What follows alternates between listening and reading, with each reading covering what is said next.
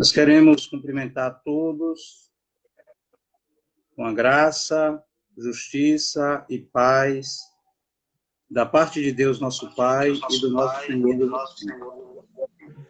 Amém. Para aqueles que já estavam conosco, nos reforçando, né, esse cumprimento, mas aqueles que estão acessando agora a página da Igreja Batista do Costa Azul, estão tendo a oportunidade também de receber esses cumprimentos e de receber também a manifestação da nossa alegria por estarmos reunidos. Eu quero pedir a todos agora que desliguem o seu microfone, quem está na sala, né, para que nós possamos evitar a interferência, o delay, e adorarmos a Deus nesta noite. A palavra de Deus, no Salmo 118, nos diz assim: rendei graças ao Senhor, porque Ele é bom, porque a sua misericórdia dura para sempre. Diga, pois, Israel, sim, a sua misericórdia dura para sempre. Diga, pois, a casa de Arão, sim, a sua misericórdia dura para sempre. Digam, pois, os que temem ao Senhor, sim, a sua misericórdia dura para sempre. Em meio à tribulação, invoquei o Senhor, e o Senhor me ouviu e me deu folga. O Senhor está comigo, não temerei. Que me poderá fazer o homem? O Senhor está comigo, entre os que me ajudam. Por isso verei cumprido o meu desejo nos que me odeiam. Melhor é buscar refúgio no Senhor do que confiar no homem. Melhor é buscar refúgio no Senhor do que confiar em príncipes. Amém? Então, é exatamente por essas declarações da palavra de Deus que nos convoca, que nos convida a rendermos graças ao Senhor, é que estamos reunidos aqui nesta noite. E aí eu quero pedir aos irmãos e às irmãs que acessem também, né, se tiverem como fazer isso agora, mas não saiam da sala não, tá bom? Que os que puderem compartilhar, né, o link da igreja, vai lá na página da igreja, vão encontrar o link para poder fazer esse compartilhamento, né? Deixe-me só acessar aqui para poder fazer aqui o teste. Aí já, né? Só não está ali me mostrando. Está indo.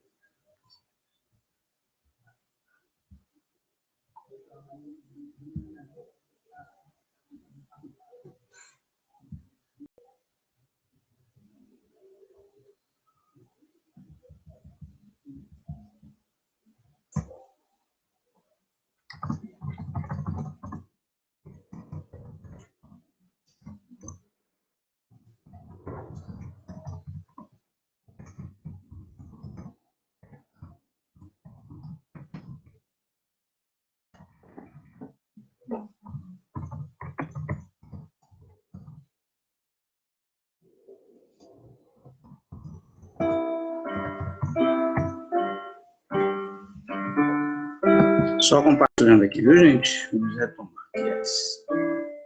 Pronto.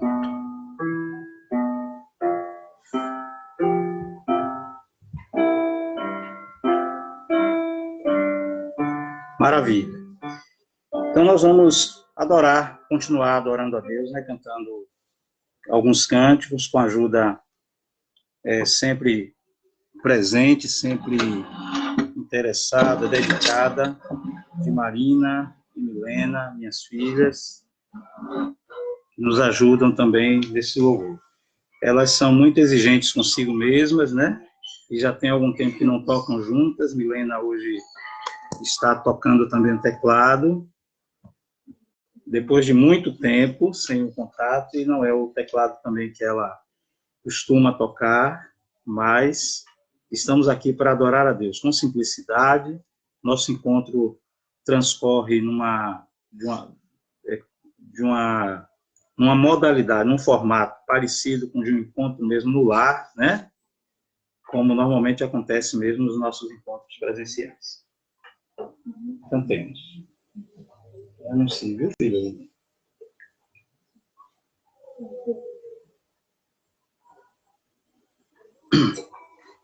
Gente, podem abrir os microfones para cantar. Vai ficar um delayzinho aí, mas não tem problema. Vamos participar cantando para a glória de Deus.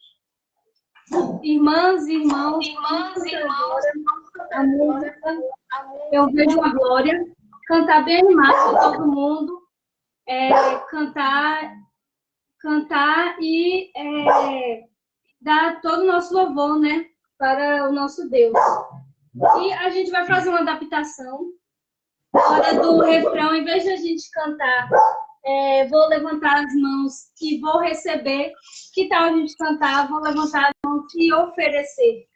Né? Que esse é um momento de oferecimento das nossas vidas para o louvor a Deus. Nós vamos fazer essa modificação.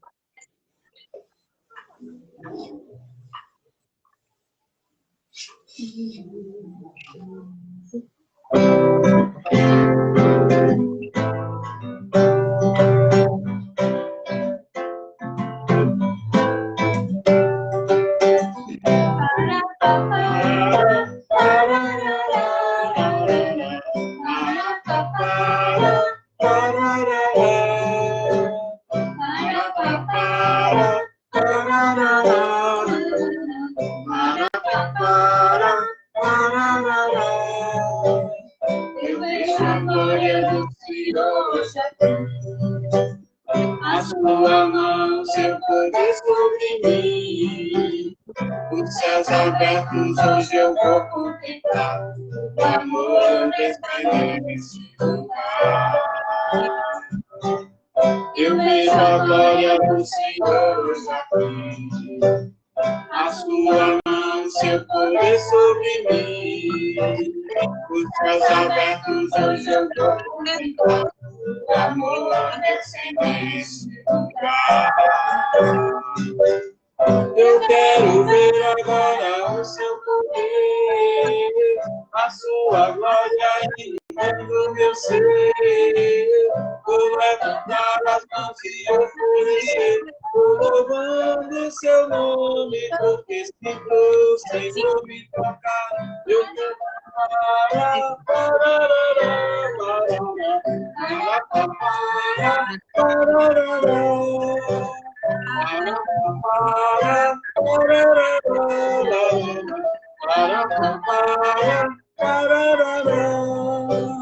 eu vejo a glória do Senhor de aqui. A sua mão, seu poder sobre mim. Os céus abertos, hoje eu vou contemplar o amor desse neste lugar. Eu vejo a glória do Senhor aqui. A sua mão, seu poder sobre mim. Os céus abertos, hoje eu vou contemplar o amor desse lugar. Eu quero ver agora o seu poder, a sua glória inundando meu ser. Vou levantar as mãos e oferecer, vou louvando o seu nome, porque se o Senhor me tocar, eu quero ver agora o seu poder, a sua glória inundando meu ser. Vou levantar as mãos e oferecer, vou louvando o seu nome, porque se o Senhor o seu nome glorifico, porque sinto o Senhor me tocar bem.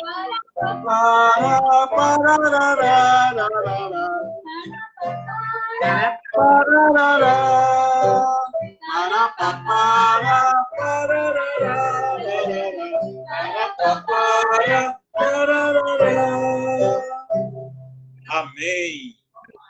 Amém. Glória a Deus. Amém.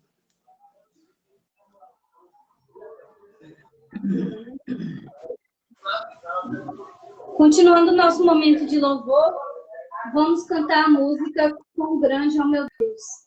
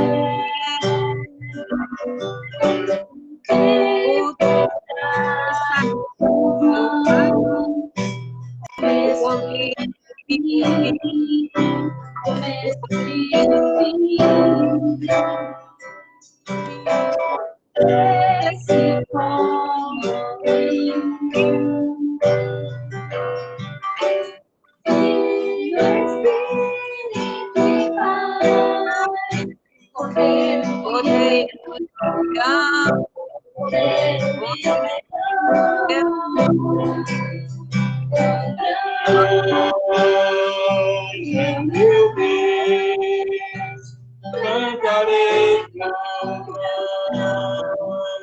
meu Deus, e todos vão quão grande É o meu Deus. Sobre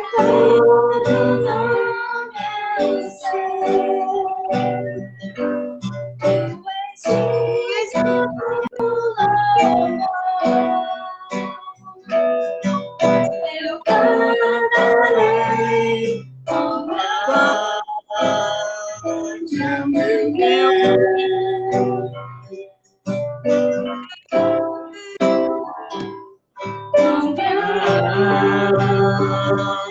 Meu Deus, cantarei meu Deus, e todos vão viver com grande é o meu Deus.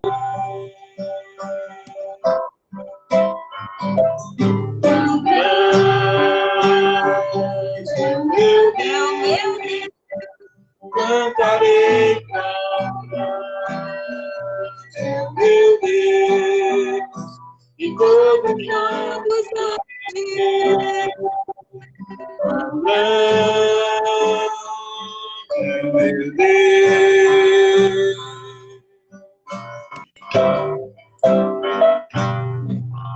Amém. Glória a Deus. A grandeza de Deus, de fato, é imensa, é insondável. Mas Ele escolheu vir a este mundo. Ele escolheu descer até a nossa pequenez, a nossa finitura, para nos alcançar com seu grande amor. Amém. Deus do mundo.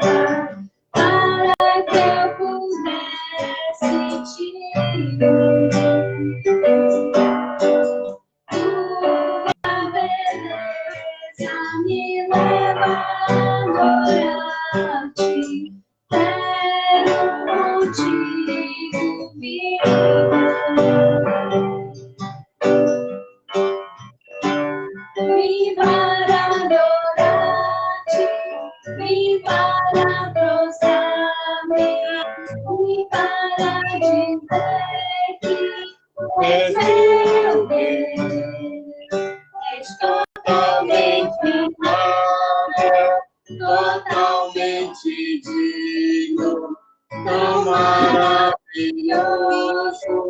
para mim.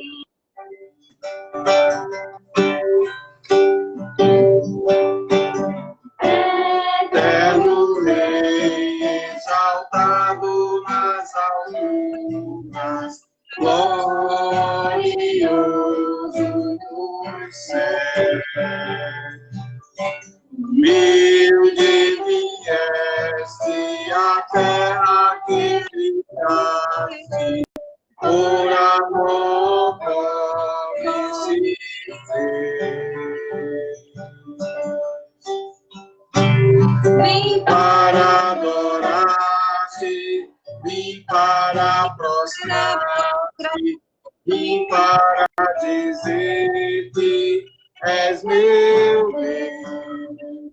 És totalmente amável, totalmente digno, tão maravilhoso para mim.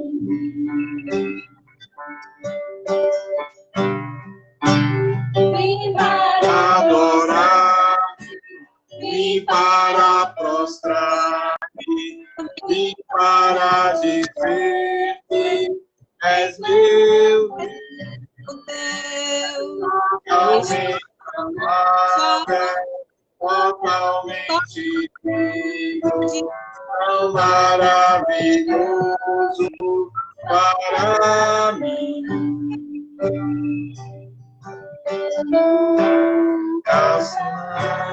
Saberei os meus pecados lá na cruz. Eu nunca saberei preço os meus pecados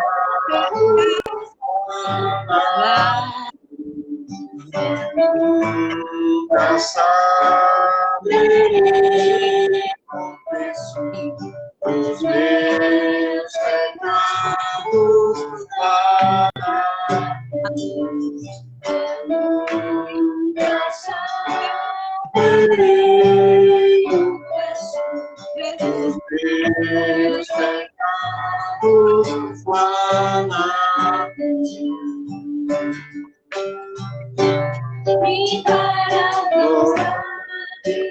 Vim para mostrar-me, vim para dizer que és meu Deus, totalmente amável, totalmente digno, tão maravilhoso para mim.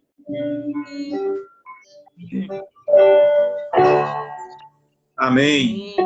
Deus, aleluia.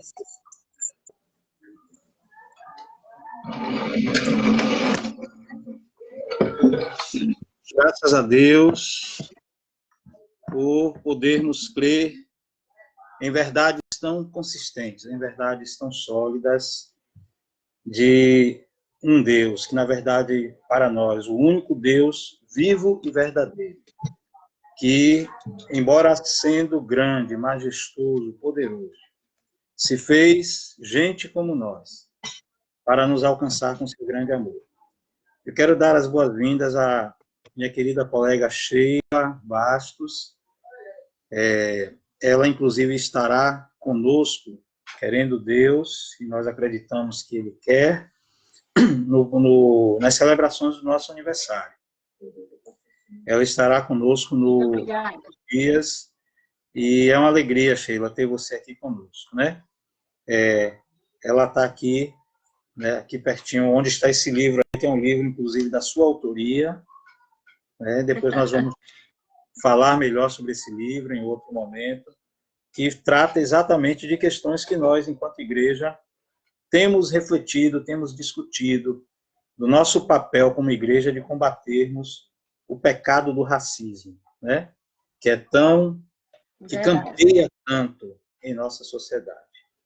Eu quero dar as boas-vindas a todas as pessoas que já se manifestaram aí nos comentários, entre elas Tereza, minha irmã.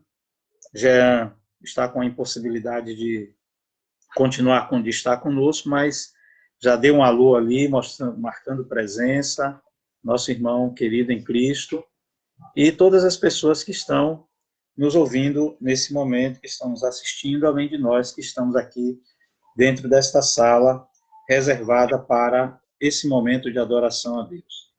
Minhas irmãs e meus irmãos, eu quero convidá-los e convidá-las a abrirem a palavra de Deus no Evangelho de Jesus Cristo, conforme escreveu Lucas, no capítulo 7.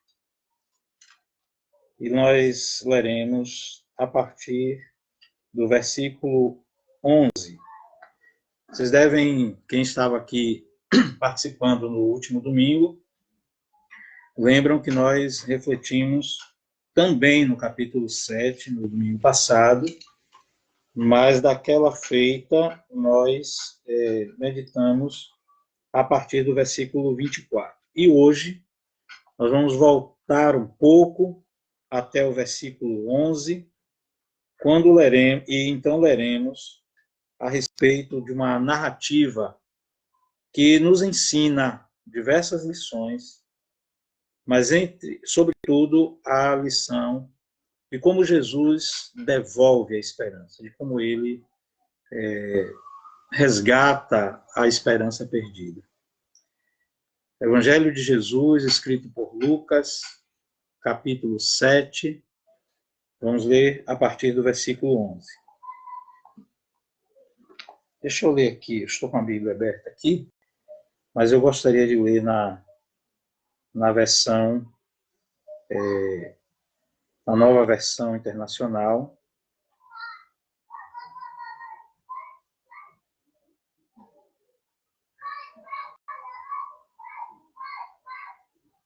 Lucas 7. Lucas 7, a partir do versículo 11.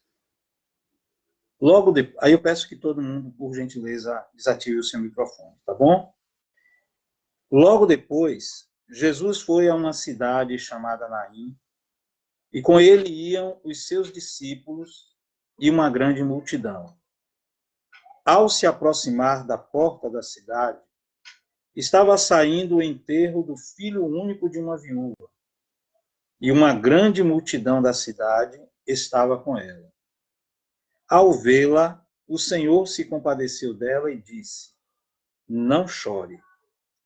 Depois aproximou-se e tocou no caixão, e os que o carregavam pararam. Jesus disse: jovem, eu lhe digo, levante-se. Ele se levantou, sentou-se e começou a conversar. E Jesus o entregou à sua mãe. Todos ficaram cheios de temor e louvavam a Deus, dizendo: um grande profeta se levantou entre nós, diziam eles. Deus interveio em favor do seu povo. Essas notícias sobre Jesus espalharam-se por toda a Judéia e regiões circunvizinhas. Amém? Irmãos e irmãs, num ano como este que nós estamos vivendo, ano de 2020, não é difícil encontrar exemplos de perdas na vida das pessoas. Não é uma tarefa difícil nós conseguirmos enumerar, talvez a dificuldade seja por conta da quantidade, mas não há dificuldade em se encontrar exemplos de como as pessoas perderam muitas coisas. Sobretudo, perda de vidas humanas. Sobretudo, perda da saúde. E também, junto com essas perdas, a perda da esperança. Porque há muitas pessoas, isso já acontecia antes, mas se agravou durante a pandemia, que não apenas têm experimentado a perda de bens, de emprego, de corte de salários e perda da saúde, em alguns casos até da vida, mas muitas têm perdido também a esperança, a expectativa, ou as expectativas, a capacidade de vislumbrar um futuro melhor, um futuro diferente. Aquilo que muita gente tem falado, né, comentaristas, analistas têm falado, muitas vezes também não inspira essa esperança, não inspira boas expectativas, porque o que nós temos visto, eu peço que vocês desativem o microfone, viu, por favor?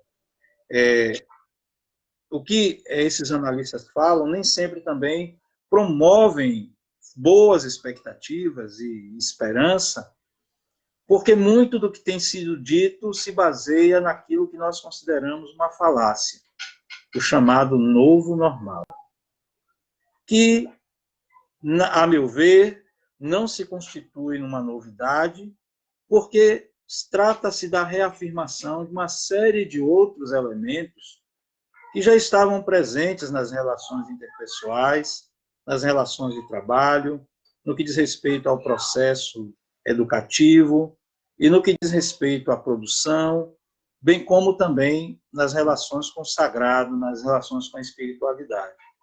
Então, o que é, de fato, esse novo normal? Não é? se trata, na verdade, de uma reafirmação de muitas das coisas que já estavam presentes e que também não estavam conferindo muita esperança para as pessoas. Então, estamos vivendo um tempo de muitas perdas, mas, sobretudo, as pessoas têm perdido a esperança. Essa passagem que nós acabamos de ler traz a narrativa de um episódio que representa não apenas uma história da perda de uma vida, não apenas a história de um rapaz que faleceu, de um rapaz que morreu, e das tristezas, ou da tristeza inerente a um momento como esse, não é porque todos nós, eu acredito que a maioria de nós, já tenhamos enfrentado a triste experiência da perda de uma pessoa querida, mas traz a narrativa de a perda, junto com a vida daquele rapaz, de toda expectativa, de toda esperança de uma mulher. O texto nos mostra que Jesus estava dirigindo-se a uma cidade chamada Naim, e essa cidade fica perto de uma localidade chamada Sunem, que tem lá, é mencionada na narrativa do Antigo Testamento, no livro de Reis, e por onde também atuou, né, onde agiu, onde exerceu seu ministério, naquelas proximidades, pelo menos, o profeta Eliseu, o profeta Elias, antes de Eliseu, e que também, Elias, no caso, teve uma experiência parecida com essa que é narrada aqui. Jesus, então, ao se aproximar daquela cidade, viu do portão da cidade, da porta da cidade, saindo um sepultamento, saindo um cortejo, levando um corpo, e o texto nos diz que era o corpo do filho único de uma viúva. E a grande multidão da cidade estava indo com ela. Dentro da cultura judaica, acompanhar um sepultamento era um sinal de boa vontade, era um sinal de busca do melhor para a si mesmo e para as pessoas, e era algo considerado meritocrático, né? Encerrava em si, nessa atitude, algum mérito, né? E a multidão toda estava caminhando, indo naquele sepultamento. Quando Jesus, então, se aproxima, toca no caixão, na verdade, um esquife, né? Uma espécie de maca ali, em que Jesus tocou naquele objeto.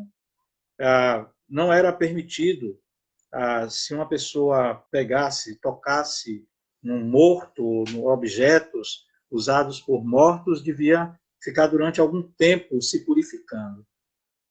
Mas diante daquela situação, Jesus resolve tocar naquele caixão, e as pessoas, então, os que carregavam, diante do toque de Jesus, pararam, e o Senhor, então, se dirigiu ao jovem que estava morto, e disse: jovem, eu lhe digo, um vocativo de autoridade, um vocativo que encerra a autoridade, de jovem, eu lhe digo, levante-se. E a palavra de Deus diz que ele se levantou, sentou-se e começou a conversar. E Jesus o entregou à sua mãe. Diante disso, a palavra de Deus diz que todos ficaram cheios de temor, fé reverente, né? E louvavam a Deus, afirmando: um grande profeta se levantou entre nós. E dizendo: Deus interveio em favor do seu povo, de modo que essas notícias se espalharam por toda a Judéia e as regiões próximas dali. Irmãos e irmãs, perder um parente sempre é algo difícil. Mas nas circunstâncias descritas aqui pela passagem, era algo muito pior. Porque o texto nos diz que esse rapaz que morreu era o filho único de uma viúva. Dentro daquele contexto socioeconômico e cultural, uma mulher, como vocês sabem, já tinha uma situação de desqualificação social.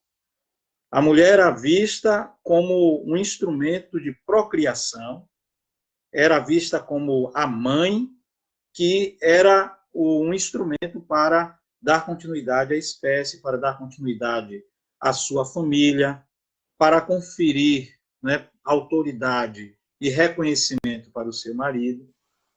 Mas o texto nos diz que além de ser uma mulher, ela era uma mulher viúva. Uma mulher, por exemplo, não podia se defender sozinha diante de um tribunal naquela época, não podia fazer reivindicação alguma se não estivesse acompanhada do seu marido. Mas aquela mulher era viúva.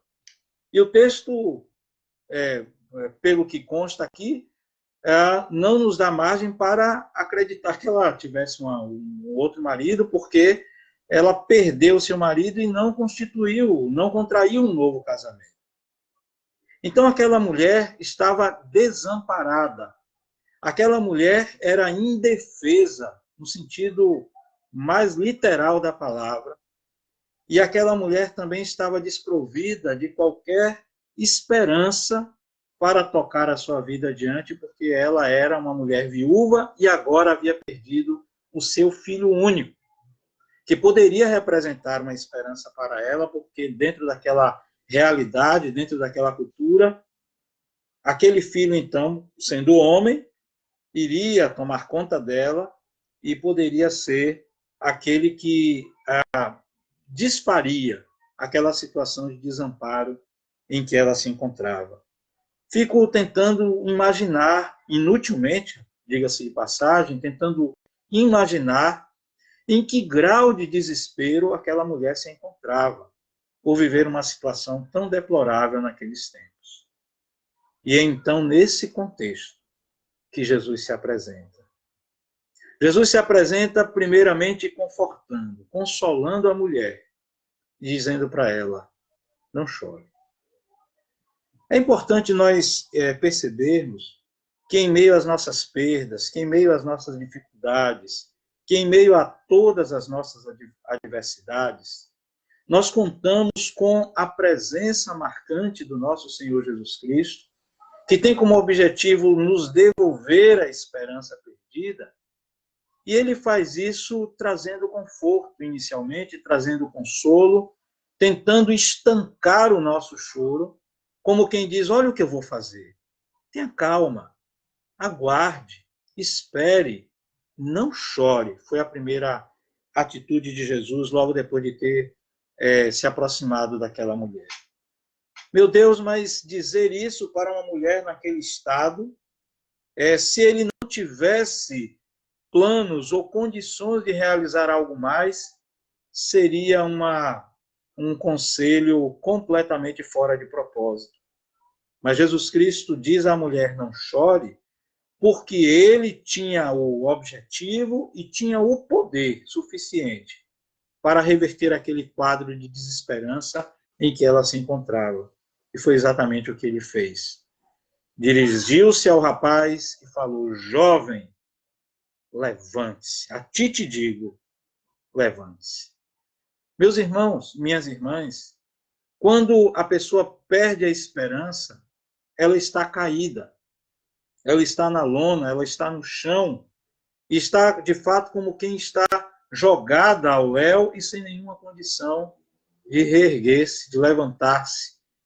E a própria realidade social, a forma como a nossa sociedade funciona, contribui de maneira decisiva para que isso se efetive na vida das pessoas. Esse achatamento, essa derrubada, essa situação de queda, essa condição de nocaute em que muitas pessoas estão.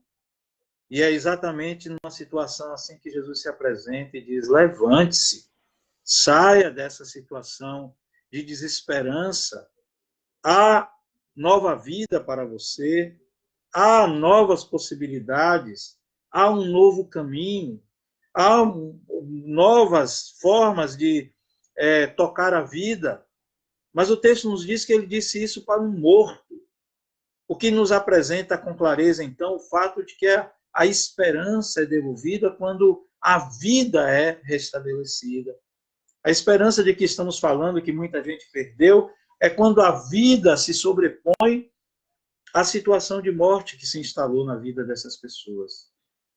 No nosso contexto, isso não significa necessariamente uma ressurreição física daquelas pessoas que já se foram, mas significa a devolução do sentido da vida. Essa vida que Jesus, segundo a narrativa de João, no capítulo 10, o versículo 10, diz que ele veio trazer. Eu vim, diz a segunda parte do versículo, eu vim para que tenham vida e a tenham em abundância.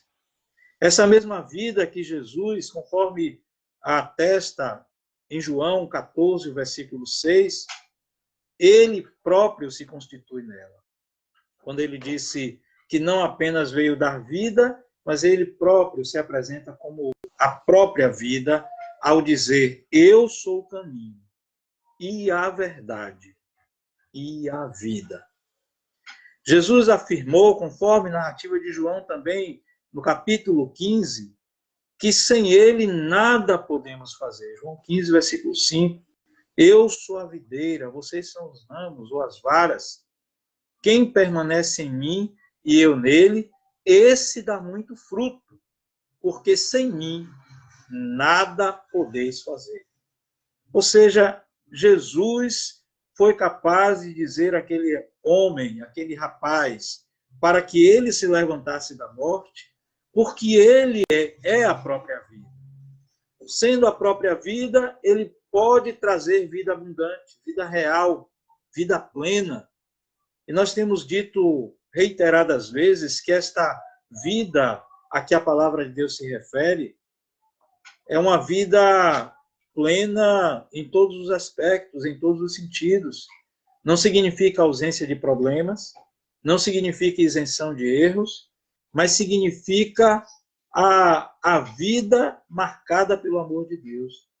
Uma vida, então, que se desenvolve enquanto estamos neste mundo, marcada pelo perdão, pela paz, pelo contentamento de estar caminhando com Cristo, mas que nos garante também a eternidade. Não apenas isto ou aquilo, mas as duas coisas. Porque Jesus Cristo afirmou, todo aquele que ouve a minha palavra e crê naquele que me enviou, tem a vida eterna. E não entra em condenação, mas já passou da morte para a vida. O que significa, então, que ter a vida de Jesus é ter a vida eterna. E esta vida eterna não é algo que nós herdaremos ou que receberemos apenas após a morte. Mas é uma realidade nova que se estabelece, que se efetiva em nossas vidas enquanto estamos neste mundo e que nos garante a certeza, que nos dá a certeza, a garantia da companhia perene, da companhia para sempre de Jesus Cristo em nossas vidas. Jesus, então, devolve a esperança perdida ao nos dar vida. E vida real, vida abundante. Aí é que reside a dificuldade de muitas pessoas, porque há muitas pessoas que perderam a esperança porque perderam o sentido da vida. Associam a vida à companhia de uma pessoa. Associam ter vida com ter a posse de algum bem. Associam ter vida com a realização de um grande sonho. Mas todas estas coisas, por mais importantes que elas sejam, essas coisas e pessoas, elas não podem ser confundidas com a própria vida. Há aquelas também que reduzem o sentido da vida ao limite da existência. E a nossa existência, embora faça parte da vida, não é sinônima dela. A existência se acaba. Nós temos um dia do nosso nascimento e teremos o dia da morte. E isso é a existência. Mas a vida está para além da existência, como nós acabamos de afirmar. E quando nós entendemos isso, quando percebemos isso e atendemos ao chamado de Jesus para levantarmos, a esperança é resgatada, a esperança é devolvida, a despeito de todas as adversidades, de todas as situações adversas que estão diante de nós, e a despeito de tudo aquilo que o modo como a sociedade funciona nos impõe, a exemplo do que acontecia com aquela mulher.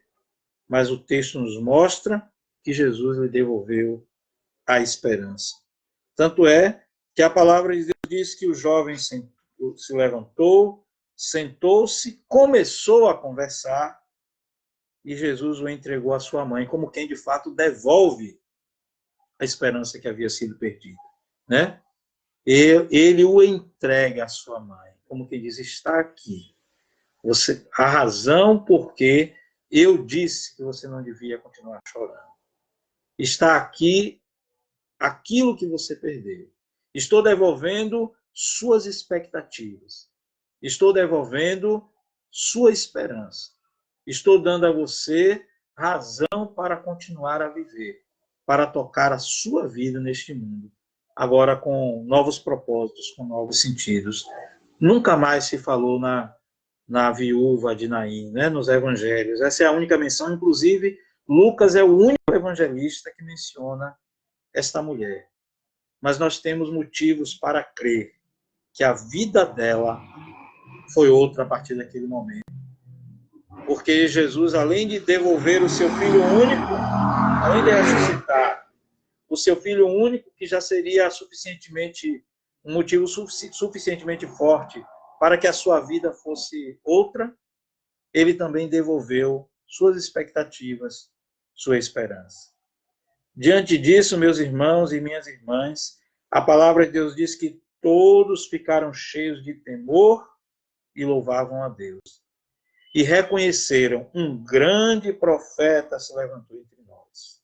Outros diziam, Deus interveio em favor do seu povo. Aquelas pessoas certamente viviam sob a esperança da chegada de um grande profeta. Quando lá em Deuteronômio nós encontramos Moisés profetizando isso, ao dizer que depois dele se levantaria um profeta maior do que ele, a quem o povo deveria atender, a quem o povo deveria ouvir. E o povo, então, de Israel vivia nessa expectativa. Eles não entendiam muito bem o que isso significava, mas eles acreditavam que haveria um profeta assim, da forma como Moisés havia profetizado, e que haveria também, além disso, o Messias. Então, eles exclamaram, Deus levantou um grande profeta entre nós. E embora isso encerre uma compreensão inexata, né? sem muita precisão a respeito da pessoa de Jesus Cristo, nos aponta, nos dá a direção da compreensão de que eles entendiam que Jesus estava trazendo a palavra de Deus. Tem microfone que precisa ser desativado aí, viu, gente? Por favor. Então, ao dizer Deus levantou um profeta, eles reconheciam que é a palavra de Deus que está exercendo o seu efeito entre nós. Porque o profeta é aquele que proclama a palavra de Deus. Precisamos nos desvencilhar dessa ideia equivocada que há, sobretudo nos meios evangélicos, né, os cristãos, mais notadamente evangélicos, de que profeta é aquele que fica fazendo adivinhações ou previsões a respeito da vida das pessoas. Com quem ela vai casar, se ela deve trabalho, se não deve. Né? Tem gente que vive assim, tem membros de igreja que vivem nessa lógica aí de vai para algum lugar e vem, consulta uma pessoa lá, um ungidona, entre aspas, claro, que sabe tudo, que vai dizer tudo, que é a pessoa que tem ali o oráculo divino, ou que se constitui nesse oráculo, né? E as pessoas, então, só fazem as coisas a partir do momento que essas pessoas dizem se devem ou se não devem fazer. No entanto, profeta é aquele que leva a palavra de Deus. É aquela pessoa que anuncia a palavra de Deus. E aquelas pessoas, pelo menos nesse aspecto, estavam compreendendo. Este é um profeta que Deus levantou entre nós. A palavra de Deus estava sendo anunciada. Isso nos ajuda a entender que a esperança que é devolvida por Jesus encontra como instrumento a palavra de Deus. É desesperador, o mais paradoxal que isso pareça, falamos de esperança, mas é desesperador nós percebermos que... gente, por favor, chequem aí quem é que está com o microfone ativado, por gentileza, tá? E desativem, porque senão fica havendo essa interferência. Não esqueçam disso, por favor. Tá bom? Então, eu dizia que é desesperador, por mais paradoxal que pareça, nós percebemos que a palavra de Deus tem sido instrumento de desesperança para muita gente. Tem sido usado por certos proclamadores da palavra, mais uma vez, entre aspas também, que trazem terror à vida das pessoas, que trazem condenação à vida das pessoas, e que subjugam as pessoas, oprimem as pessoas, mas não são capazes de dar esperança, não são capazes de apontar a esperança. Diferentemente da ação de Deus, mesmo nos momentos em que Deus estava repreendendo o seu povo, ele apontava um caminho de esperança. Vide o exemplo do povo de Israel na Babilônia, conforme a narrativa de Jeremias, no capítulo 29, em que Deus diz, olha, vocês vão ficar 70 anos na Babilônia, essa era a notícia ruim para o povo, mas Deus chega para o povo e diz, olha, plantem vinhas, casem-se, deem-se em casamento, como quem diz, toquem a vida de vocês, porque eu sei os planos que estou projetando para vós, planos de paz e não de mal, para vos dar um futuro e uma esperança.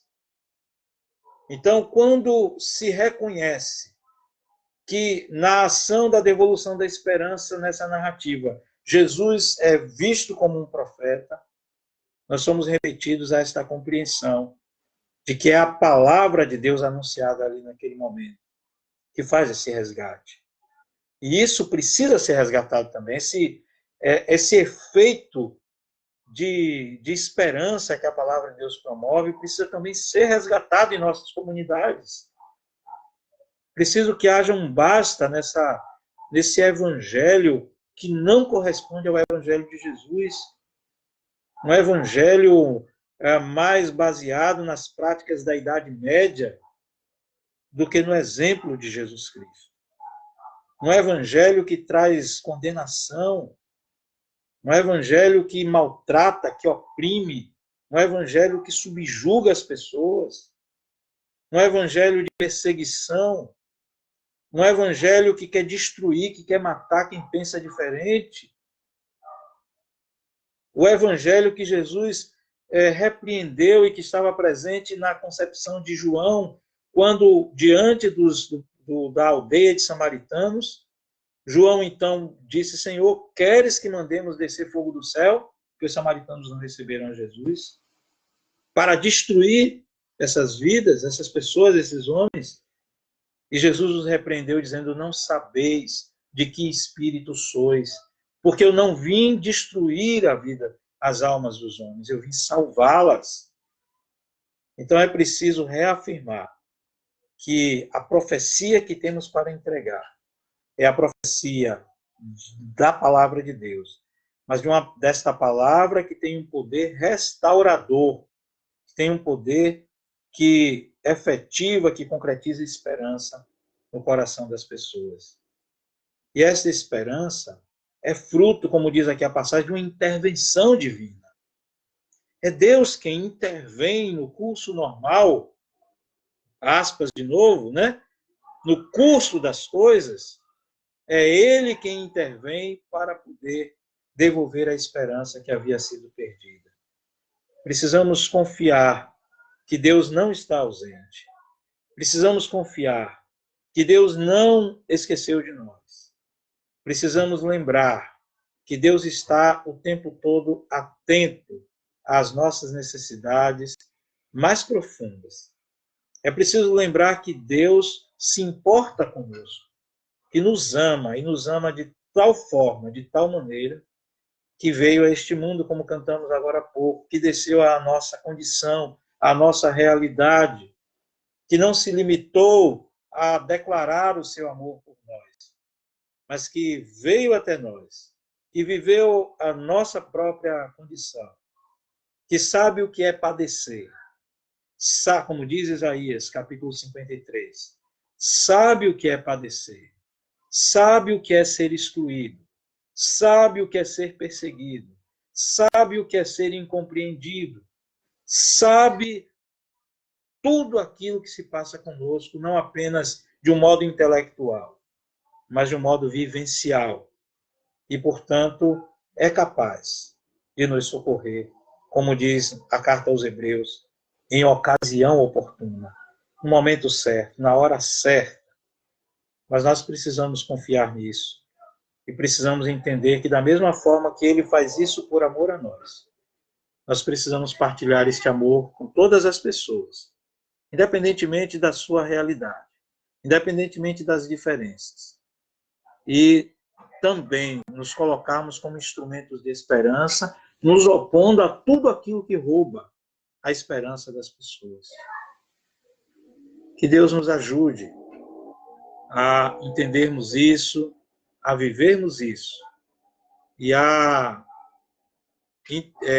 praticarmos essa realidade em nossas vidas e a não nos deixarmos levar pelos sofrimentos, pelas adversidades. Volto a afirmar, isso não significa isenção de problemas. Isto não quer dizer que não passaremos por dificuldades. Isso também não significa que somos super-homens e mulheres maravilhas. Isso significa que há alguém que se importa conosco e que devolve a esperança um dia perdida. Amém.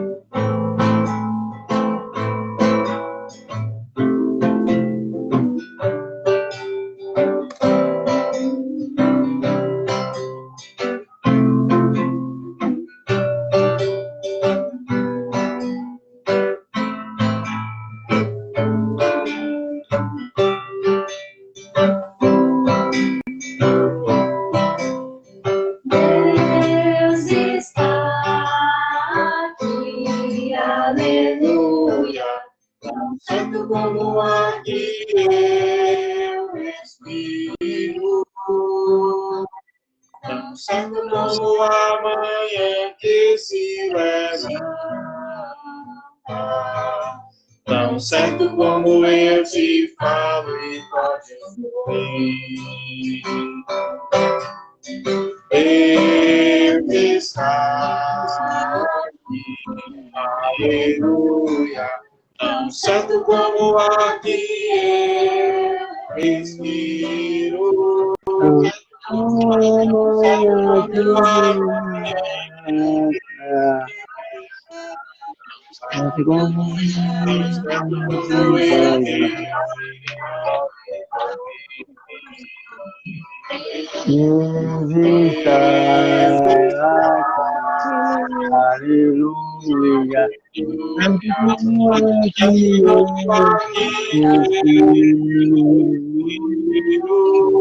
Certo como a manhã que se levanta, certo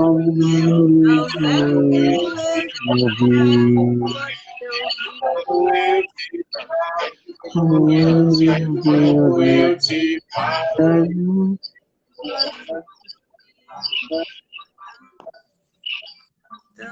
Amém. Amém. Vamos orar. Vamos orar nesse momento. Amém, Vamos orar nesse amém, momento. Amém. Amém. Soberano Deus, nosso nós te rendemos graça por tua palavra, rendemos graças ao Deus amado, rendemos graças ao Deus amado, pela maneira amorosa com que o Senhor atua em nossas vidas, para restaurar a esperança e para realizar em nós tudo que o bom coração. Obrigado por esta noite, abençoa todas as famílias que estão participando conosco. O Senhor também nos dirija, bem para cada um das nossas necessidades, quando na medida exata de cada um, ainda que a tua graça seja soberanamente, e que consequentemente realiza muito mais abundante aquilo que pedimos, segundo o poder em nós. Obrigado. E abençoe em Jesus. Amém. Amém. Eu quero convidar todos que estiverem nos assistindo para vocês que estão na sala não saiam, por favor. Nós vamos ter um breve diálogo com você. Eu gostaria de convidar pessoas que estiverem nos ouvindo agora, a estarem conosco no dia 22 de novembro. Nossa igreja, a Igreja Batista do Costa Azul. Desative o microfone, por favor. Às vezes a gente esquece, né? E aí fica essa interferência. Mas eu dizia que nossa igreja, a Igreja Batista do Costa Azul, celebrará o seu 12º aniversário de organização, nos dias 21 e 22 de novembro. Portanto, do próximo sábado a 8 e de hoje a 15, tá certo? Então, nós estaremos no dia 21 de novembro e no dia 22, às 18h30. A nossa transmissão será pelo canal da igreja no YouTube e queremos convidar os irmãos e irmãs que estão participando conosco a participarem, a acessarem no dia e estarem conosco também, tá bom? E eu quero me despedir de todos aqui na transmissão ao vivo e rogando mais uma vez que o Senhor abençoe a todos e a todas. Um grande abraço. Amém. Enquanto isso... Amém.